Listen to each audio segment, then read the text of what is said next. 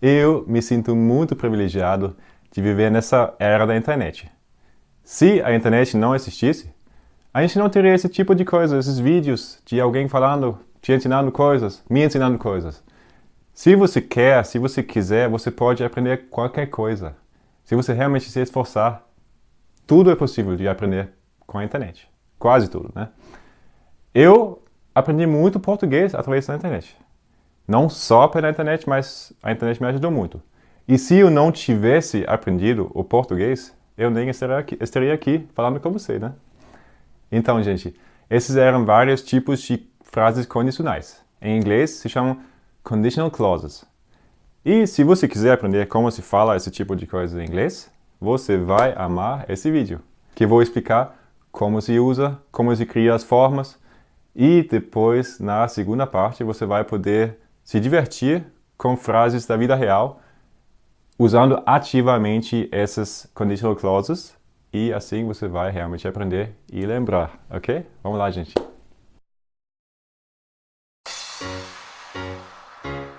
Blá, blá, blá. Blá, blá. Blá blá blá. Blá, blá, blá. Blá blá. Blá, blá, blá. Blá. Blá. Todos os tipos de conditional clauses são bem iguais, são bem parecidos. Só é diferente o tempo verbal dos verbos. Vamos começar com o futuro. Se você se esforçar, se você realmente se esforçar, você vai aprender inglês. Você vai ficar fluente. If you really make an effort, you will learn English. If you really make an effort, you will become fluent in English. Então, if, né? Se. You make an effort. É o presente do verbo. Em português você usa uma forma que eu nem sei como se chama, se você se esforçar. Em inglês a gente só usa o verbo no presente. If you make an effort, you will, que é uma forma no futuro, você vai, you will learn English. Você vai aprender. You will, mais learn que é o verbo no infinitivo. Outro exemplo. If you share this video, more people will be able to see it. If you share this video, more people will be able to see it.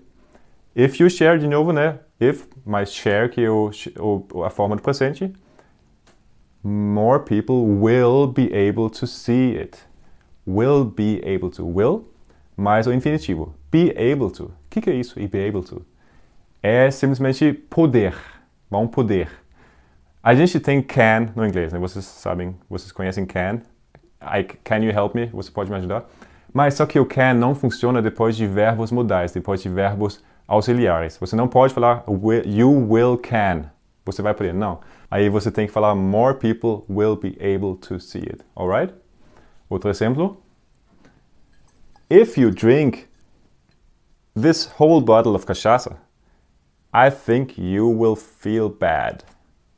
If you drink this whole bottle of cachaça, I think you will feel bad. Se você beber toda essa garrafa de cachaça, eu acho que você vai se sentir mal. If you drink, no presente, nunca se fala if you will drink. Na frase que tem o if, a gente não usa o will junto. A gente usa o presente. O will só vai na outra parte, depois do vírgula. If you drink this whole bottle, you will feel. Você vai se sentir. Will mais o infinitivo. Bem simples. Aí também tem o condicional irreal, que é se você, nesse mesmo caso, se você bebesse 2 litros de cachaça, você ia se sentir mal, você até talvez iria morrer. If you drank 2 liters of cachaça, you would feel very bad. Ok? If you drank, aí é o simple past que a gente usa nesse caso. Em português é bebesse, uma forma difícil de novo, né? No inglês é só simple past. Eu fiz um vídeo sobre o simple past aqui. Então, if you drank, se você bebesse, if you drank this whole bottle of cachaça, you would. Aí a gente tem a forma would. Would simplesmente significa ia. Você iria se sentir. Você se sentiria. Essa é a função do would, sempre. You would feel. Você se sentiria bad. Eu até poderia falar, if you drink this whole bottle, if you drink 2 liters of cachaça, you might die. You might die. Might é um verbo modal que significa talvez você possa, talvez você vai. You might die. É possível que você vai morrer. You might die. É importante esse might. Outro exemplo. If you spoke Russian, you could speak to Vladimir Putin. If you spoke Russian, you could speak to Vladimir Putin. If you spoke, se você falasse, simple past spoke, you could, que é poderia, né? É a forma de can do passado, you could speak to Vladimir Putin. Mais um exemplo. If I were Donald Trump, I would stop making war. If I were Donald Trump, I would stop making war. Se eu fosse Donald Trump, eu ia parar de fazer guerra. If I were não é diretamente o simple past. Então, no verbo to be, a gente tem um caso especial. Todas as formas do condicional irreal, se eu fosse, se você fosse, se eles fossem, tudo were. É sempre were. Mesmo nas formas que no simple past são was. I was, he was, são were também. If I were, if you were, if he were, if she were Donald Trump, I would. Alright? E agora esse exemplo do início da internet. Se a internet não existisse, blá blá blá. If the internet didn't exist, we wouldn't have access to videos like the one you're watching right now. If the internet didn't exist, you wouldn't have access to videos like the one you're watching right now. If the internet didn't exist é o simple past, né? O simple past na negação é com didn't. I didn't exist yesterday. Eu não existi ontem. Okay. Né? É o simple past. If the internet didn't exist, you or we wouldn't have. A gente não iria ter. Would not have, wouldn't have. We wouldn't have access to videos like the one you're watching right now. Ok?